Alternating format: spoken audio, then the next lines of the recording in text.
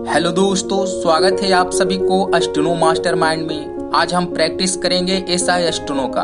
अगर आप मेरे चैनल पे नए हैं तो चैनल को सब्सक्राइब कर लें और टीसी करने के बाद जो भी गलती होती है कमेंट सेक्शन में हमें जरूर बताएं। चलिए वीडियो स्टार्ट करते हैं 5 सेकेंड बाद।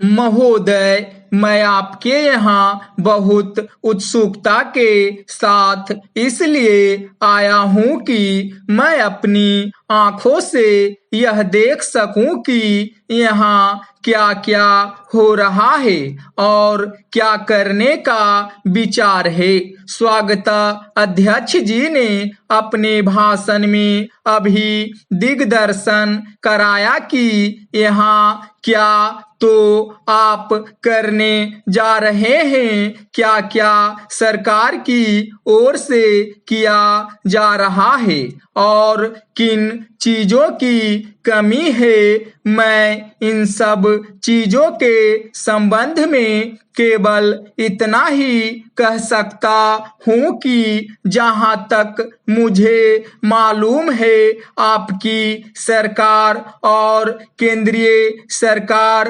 दोनों इस बात के लिए तत्पर है कि आदिवासियों की उन्नति के लिए यथेष्ट और प्रत्येक संभव प्रयत्न किए जाए। जिस समय भारत स्वतंत्र हुआ और हमको स्वतंत्र संविधान बनाने का अवसर मिला तो हमने उस संविधान में इस बात का ध्यान रखा कि जो पिछड़े हुए लोग हैं उनको आगे बढ़ाना और दूसरों के समान स्तर पर ला देना हमारा पहला कर्तव्य है।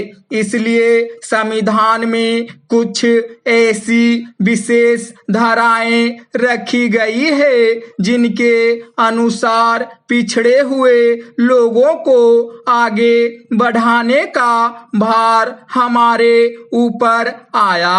पिछड़े हुए लोगों में 3 प्रकार के लोग हैं। कुछ लोग तो वे हैं जो अछूत माने जाते हैं। अस्पृश्यता दूर करने के लिए महात्मा गांधी ने इतना बड़ा प्रयत्न किया और आज ईश्वर की दया से वह बहुत सीमा तक कम होती भी जा रही है और आशा की जाती है कि दूर हो जाएगी। दूसरे लोग जो पिछड़े हुए समझे जाते हैं आदिम जाति के लोग हैं। ये सारे भारतवर्ष में अलग अलग स्थानों में फैले हुए हैं। विशेषकर पहाड़ी और जंगली क्षेत्रों में इनकी संख्या देश में प्रायः 2 करोड़ है। 35 करोड़ में यदि 2 करोड़ व्यक्ति इस प्रकार पीछे रह जाए तो वह हमें शोभा नहीं देता।